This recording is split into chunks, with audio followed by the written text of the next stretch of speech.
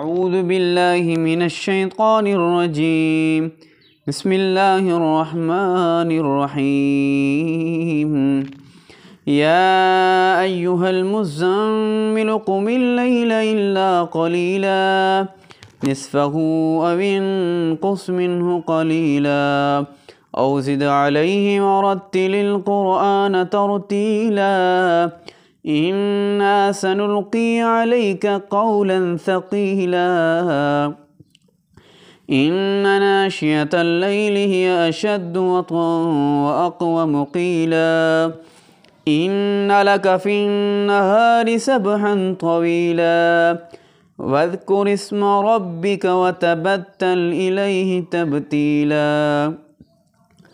رب المشرق والمغرب لا إله إلا هو فاتخذه وكيلا واصبر على ما يقولون واهجرهم هجرا جميلا وذرني والمكذبين أولي النعمة ومهلهم قليلا إن لدينا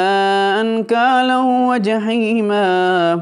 وطعاما ذا غصة وعذابا أليما يوم ترجف الأرض والجبال وكانت الجبال كثيبا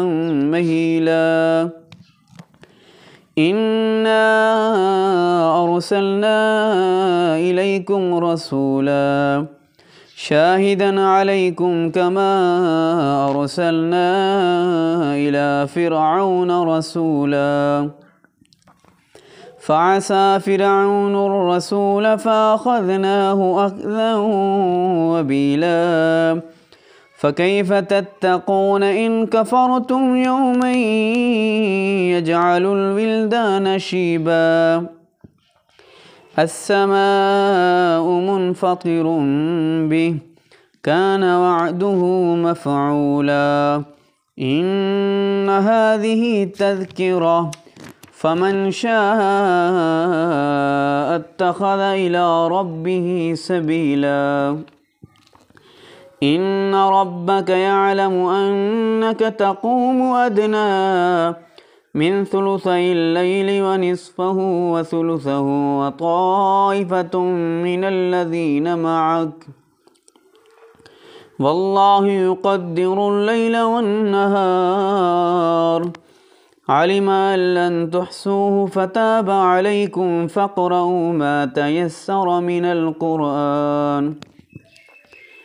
علم أن سيكون منكم مرضى وآخرون يضربون في الأرض